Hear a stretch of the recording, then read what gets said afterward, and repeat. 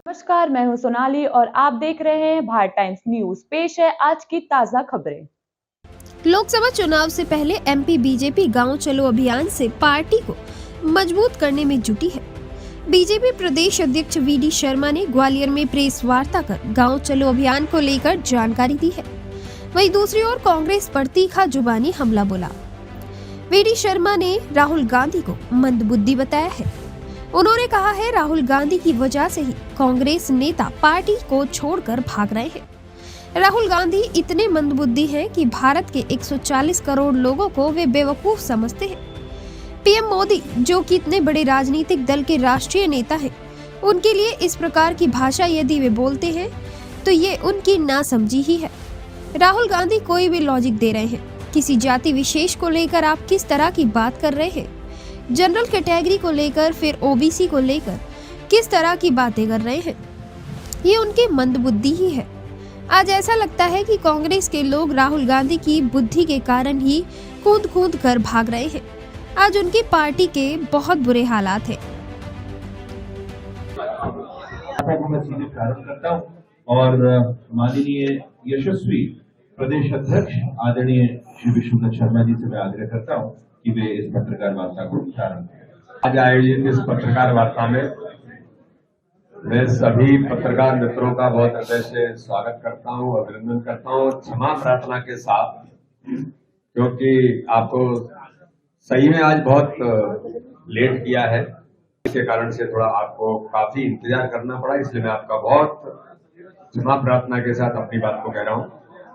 आज मुख्य तौर पर आप सबके बीच भारतीय जनता पार्टी ने देश के अंदर गांव चलो अभियान पूरे देश के अंदर लिया है। ये अभियान 4 तारीख से प्रारंभ हुआ और 11 तारीख तक चलेगा। गांव चलो अभियान के निमित्त मध्य प्रदेश में भारतीय जनता पार्टी ने 9, 10, 11 यानी आज, कल और परसों 3 दिन भारतीय जनता पार्टी के सभी कार्यकर्ता, पूरा नेतृत्व 24 घंटे गांव में रहकर गांव चले अभियान में पहुंचेगा। और भारतीय जनता पार्टी के इस गांव चलो अभियान में मुख्य तौर पर हमारी जो भूमिका है, जो आपने देखा होगा कि जिस प्रकार से एक सकारात्मक राजनीति में ये जो गांव चलो अभियान है। वीडी शर्मा ने भारत रत्न नामों की घोषणा पर कांग्रेस की राजनीति करने पर भी तीखा पलटवार किया। वीडी शर्मा का कहना है कि कांग्रेसियों को हर चीज चुनाव से जुड़ी हुई दिखाई देती है। पीवी नरसिंह राव इस देश के नेता थे। आज कांग्रेस को दर्द होता है कि देश में सिर्फ एक ही परिवार चलेगा। पीवी नरसिम्हा राव जी ने देश के लिए कुछ किया होगा, इसलिए ही हमारी पार्टी को, हमारे पीएम मोदी को लगा कि उन्हें भारत रत्न से सम्मानित किया जा सकता है। इस देश में हरित क्रांति को लाने वाले स्वामीनाथन, जिन्हें भारत रत्न से सम्मानित किया गया है, क्या कांग्रेस के लोग उन्हें अपमानित कर रहे हैं? कांग्रेस ने जीवन भर वोट बैंक की पॉलिटिक्स की है, इसलिए वे पूरी तरह से खत्म हो गई है। कांग्रेस सिर्फ परिवारवाद और तुष्टीकरण की राजनीति करती रही है और आज खत्म हो गई है। कांग्रेस राम मंदिर के मुद्दे पर भी राजनीति कर रही है। पीवी नरसिम्हा राव जी की राजीव गांधी से ज्यादा भूमिका राम मंदिर निर्माण के लिए रही है, लेकिन ये कांग्रेस को नजर नहीं आया। मायावती जी भी राजनीति कर रही है, लेकिन उन्हें याद दिलाना चाहते हैं कि बाबा साहब अम्बेडकर को भारत रत्न दिलाने के लिए भी जो प्रयास किया गया वे अटल बिहारी वाजपेयी की सरकार ने किया था। अब आपको दर्द था कांग्रेस को कि केवल एक ही परिवार देश के अंदर चलेगा, कि पीवी नरसिंह राव जी की जो कांग्रेस के वरिष्ठ नेता रहे, उन्होंने देश के लिए कुछ किया होगा। जब माननीय प्रधानमंत्री जी को या हमारे नेतृत्व को लगा कि उन्हें भारत रत्न से सम्मानित किया जा सकता है, चंद्रशेखर जी, क्या उन्हें दिखाई नहीं देता है?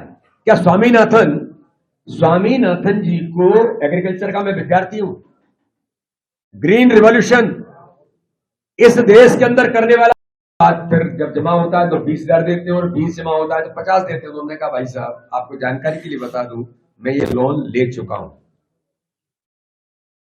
मैंने इन बातों का उल्लेख, चूंकि अनुभव के आधार पर आज मैं 24 घंटे गांव के अंदर आया, छोटे से गांव में, वहां मैंने इन चीजों को देखा कि जनता में कितना अवेयरनेस इस प्रकार के लोगों में प्रधानमंत्री जी की गरीब कल्याण की योजनाओं के आधार पर आ रहा है। उस गांव में 331 प्रधानमंत्री आवास थे, उस पंचायत राज कराने का अधिकार जिन्हें दिया है वो बखूबी उपयोग कर रहे हैं। उज्ज्वला योजना तो हर घर में है। जो तंत्र है वो जरूर एक बार ये सोचता है कि क्या करना और क्या नहीं करना, तो इसलिए उनको आना होगा। कब आना है, ज्वाइनिंग करना है, नहीं करना है, हमारा जो लीडरशिप है वो जरूर इसके बारे में सोच करके तय करेगा। मिली थी, मुझे भी मिली थी, वो मुझे भी मिली है, माननीय नरेंद्र सिंह जी से मिली है और माननीय ज्योतिरादित्य सिंधिया जी से मिली है। तो महापौर तो मिल सकते हैं, क्यों नहीं मिल सकते?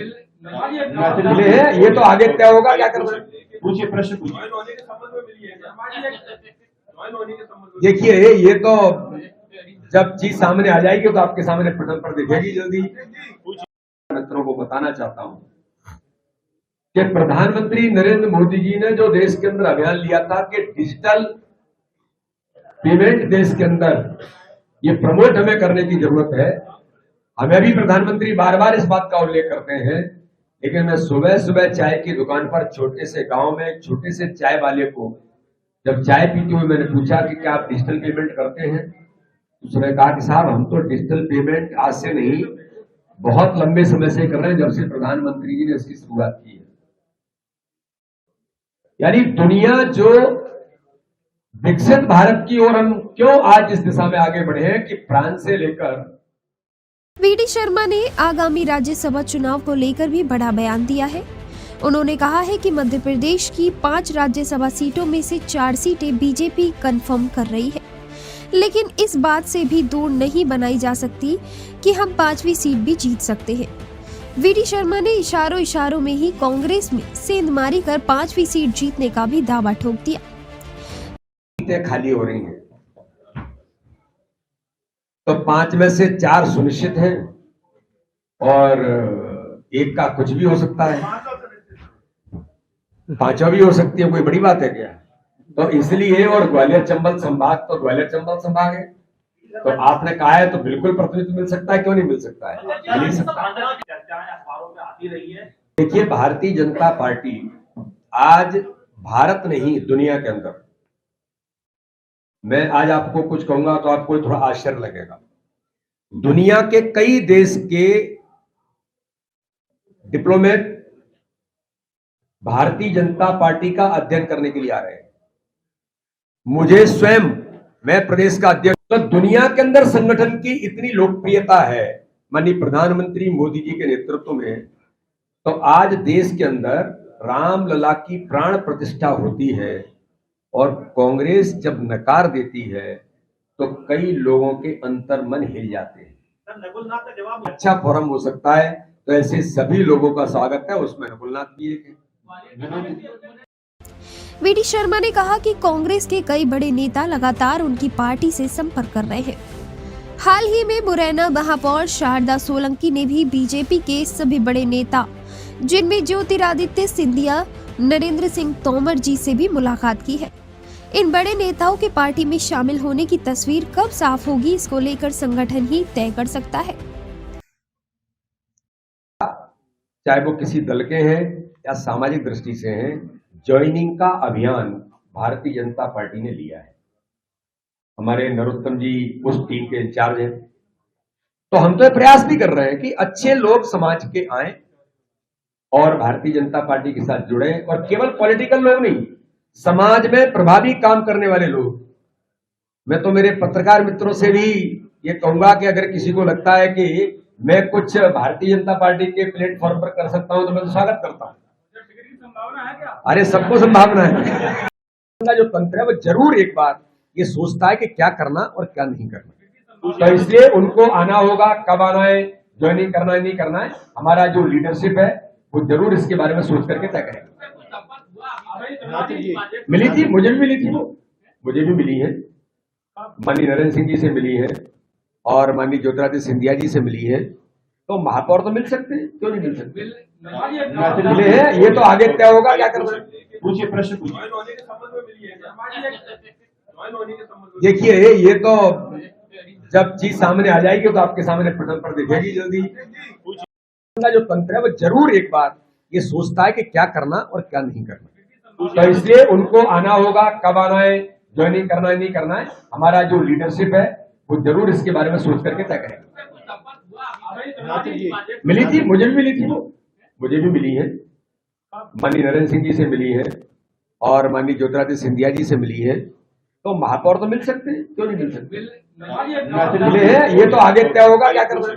पूछिए, प्रश्न पूछिए। देखिए ये तो जब चीज सामने आ जाएगी तो आपके सामने पटल पर दिखेगी। अपने शहर की किसी भी खबर को ना करें मिस। पाएं अपने शहर की लोकल खबर का live video update Bharat times news पर। आज ही सब्सक्राइब करें और देखें अपने मोबाइल पर।